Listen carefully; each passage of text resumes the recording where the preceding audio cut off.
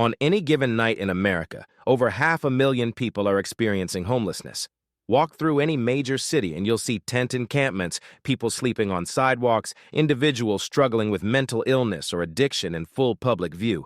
It's a crisis that seems to be getting worse, not better, despite billions of dollars spent trying to solve it. But here's what most people don't know. We actually have evidence-based solutions that work.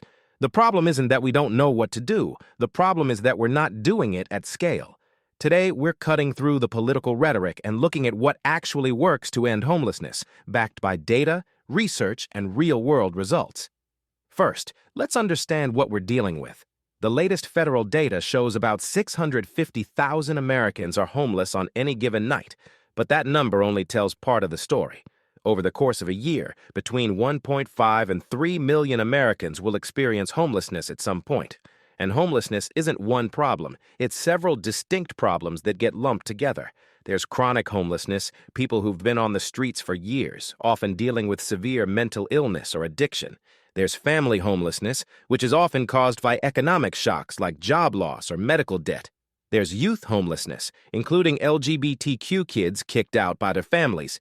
And there's what researchers call transitional homelessness, people who are temporarily homeless due to eviction or other housing crises. Each type requires different interventions. A veteran with PTSD needs something different than a single mother who lost her apartment. A teenager fleeing an abusive home needs different help than a person with schizophrenia who's been on the streets for a decade. This is why so many approaches fail. They try to apply one-size-fits-all solutions to fundamentally different problems. So let's break down what actually works for each category, starting with the most visible and often the most challenging, chronic homelessness. For decades, the dominant approach to chronic homelessness was what we might call treatment first. The idea was you can't help someone if they're actively using drugs or refusing mental health treatment, so we required people to get sober, stay in shelters, prove they were ready for housing. It made intuitive sense. It was also a complete failure. Then came a radical idea called housing first. Pioneered by psychologist Sam Tsemberis in the 1990s, the concept flips everything on its head. Give people housing immediately, no strings attached, no sobriety requirement, no mandatory treatment, just get them off the streets first, then offer supportive services. The results have been staggering. Utah became famous for this approach in the early 2010s, reducing chronic homelessness by over 90%. Finland is the only EU country where homelessness is declining, largely because they went all in on housing first. Study after study shows retention rates of 85 to 90%. People stay housed. But here's the key. Housing first doesn't mean housing only. It means housing first, followed by wraparound services. Case managers, mental health support, addiction counseling, job training. The difference is these services are voluntary, and they happen after someone has stable housing, not as a prerequisite for getting it. Why does this work? Because it's nearly impossible to address addiction, mental illness, or employment while you're sleeping on the street. Maslow's hierarchy of needs isn't just psychology theory, it's a practical reality. You can't focus on recovery when you don't know where you'll sleep tonight or whether your belongings will be stolen. Now, the immediate objection people raise is cost. Won't this be astronomically expensive? Here's where the data gets really interesting. Research consistently shows that chronic homelessness is already incredibly expensive. Hospital emergency rooms, police interactions, jail time, emergency services. A chronically homeless person costs taxpayers an average of $30,000 to $50,000 per year through these systems. Some studies in cities like Los Angeles found costs exceeding $100,000 per person annually. Housing First programs, including permanent supportive housing with case management, typically cost between $12,000 and $25,000 per person per year. In other words, it's not just more humane, it's actually cheaper. A University of Pennsylvania study found that providing permanent housing to chronically homeless individuals in Philadelphia saved the city $3,000 per person annually. A study in Charlotte found that for every dollar spent on housing chronically homeless individuals, the community saved $2.40 in other costs. The math is clear. We're already paying for chronic homelessness. We're just paying for it in the most expensive and least effective way possible, through emergency services instead of prevention and housing. But let's talk about something that gets way less attention: preventing homelessness in the first place. Because the majority of people who experience homelessness aren't chronically homeless. They're people who hit a financial crisis and couldn't recover. This is where targeted financial assistance shows remarkable results. Emergency rental assistance programs, when properly funded and administered, can prevent homelessness for a fraction of the cost of shelters or services. During the pandemic, we ran a massive natural experiment. The federal government provided enhanced unemployment benefits, eviction moratoriums, and emergency rental assistance.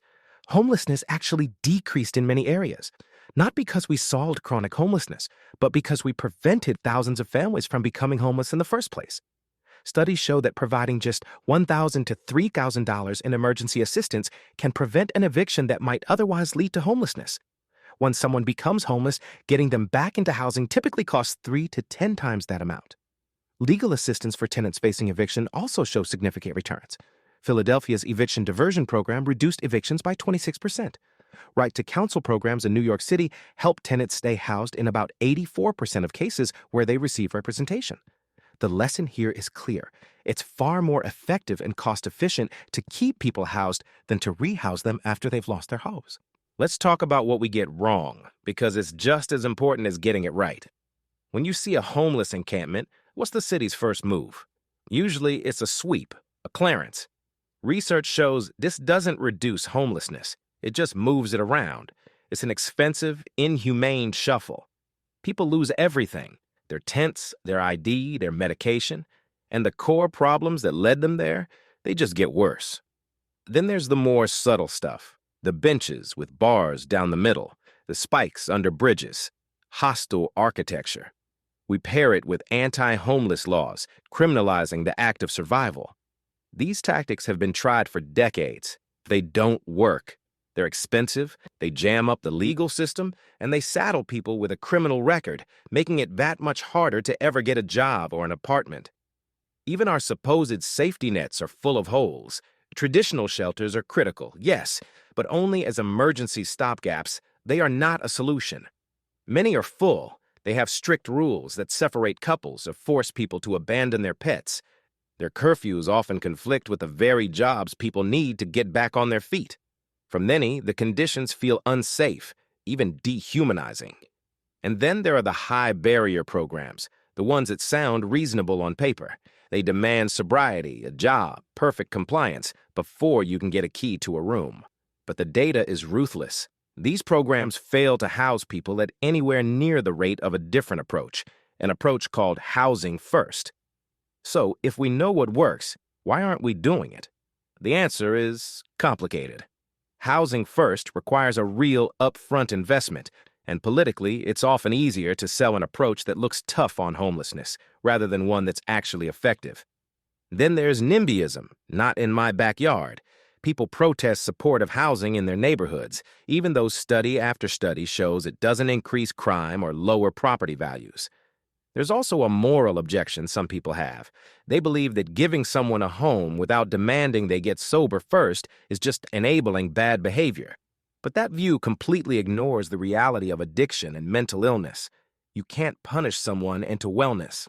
Ultimatums don't cure complex health conditions. The cities and countries that have made real, measurable progress all share a few things: sustained political will, proper funding, and a commitment to follow the evidence, even when it's not popular. Look at Finland. They didn't solve this with a magic bullet or a one-year plan. For over a decade, they have been systematically implementing housing first. They've built social housing, they've funded support services, and it's working. The crisis in America is not an unsolvable mystery. We are not lacking for solutions. We are lacking the political will and the investment in what we know works.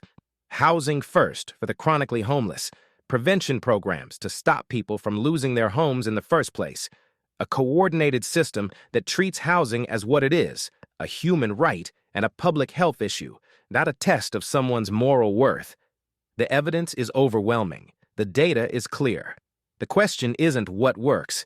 The question is whether we're willing to do it. Because the truth is, we can end homelessness. We just have to decide that we want to.